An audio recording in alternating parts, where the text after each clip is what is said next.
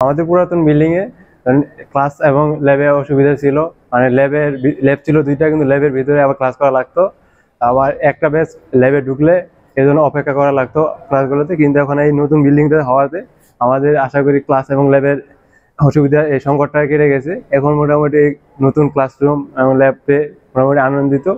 একটা ভার্সিটিতে আসার পর যদি দাঁড়িয়ে থাকতে, কোনো ক্লাস করার জন্য দাঁড়িয়ে থাকতে হয় বা অপেক্ষা করতে হয়, তাহলে বিষয়টা পেইনফুল। কিন্তু এখন শেষের দিকে হয়ে আসলে, শেষের দিকে এসে হলেও আমরা মোটামুটি এখন আমাদের ক্লাসরুম এবং পর্যাপ্ত ল্যাব সুবিধাগুলো পাচ্ছি, এজন্য খুবই আনন্দিত এবং উৎফুল্লিত।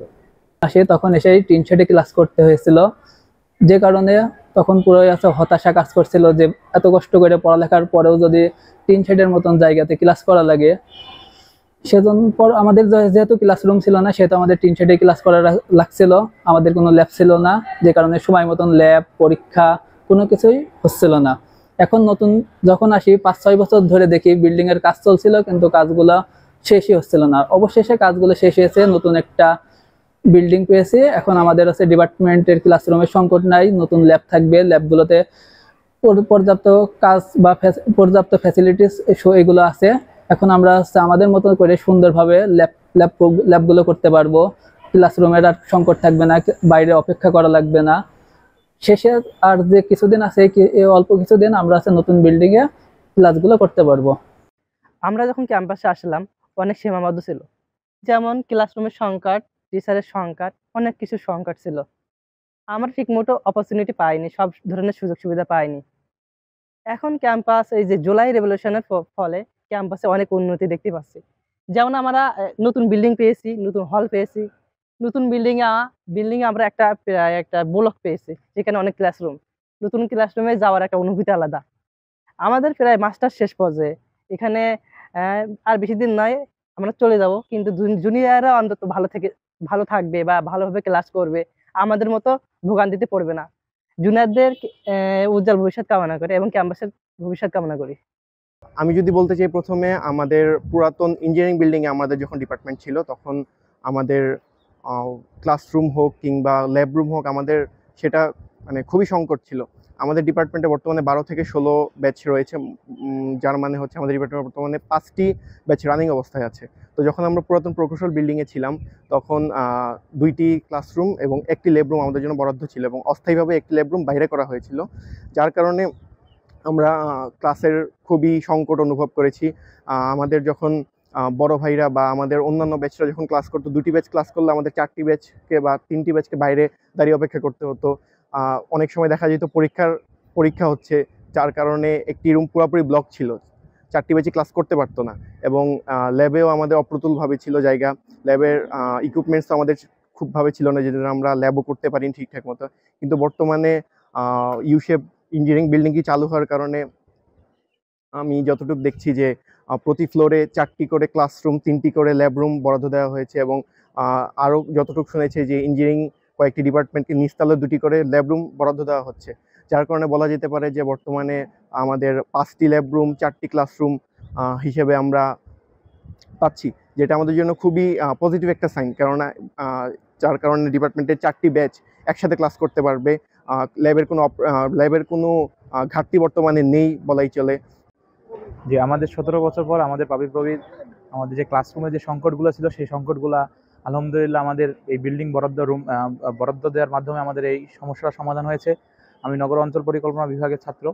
তো আমাদের ডিপার্টমেন্টে 3টি মাত্র রুম ছিল। আমাদের রানিং ব্যাচ, যেহেতু আমাদের পূর্বে একটু সেশন জট ছিল, তো এখন আমাদের 4টা রানিং ব্যাচ আছে। তো আমাদের রানিং ব্যাচের ক্লাস হলে তার 3টার ভিতরে একটা ল্যাব রুম। তো ওই জায়গায় দেখা যাচ্ছে ক্লাস হলে আমরা ক্লাসে মানে আমরা সব অবস্থান করতে পারতাম না, কিংবা ডিপার্টমেন্টে আমরা যে দাঁড়াবো 4টা ব্যাচের আমরা সব যারা আছি আমরা ভাইরা সবাই মিলে যে আমরা দাঁড়াবো, এটা আমরা দাঁড়ানোর কোনো সময় আমরা জায়গা পাইতাম না।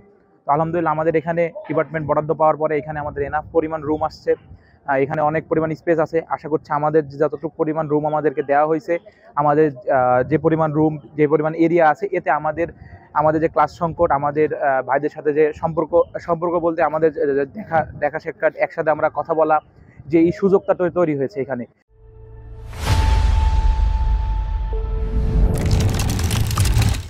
খুবই আনন্দিত বলতে পারি যে দীর্ঘদিন ধরে এই বিশ্ববিদ্যালয়ে অনেক বিভাগ, পরিসংখ্যান বিভাগ সহকারে অনেক বিভাগ ক্লাস সংকটে, ল্যাব সংকটে ভুগতেছিল, যেটা একটা মানসম্মত শিক্ষার ক্ষেত্রে আসলে একটা বড় বাধা।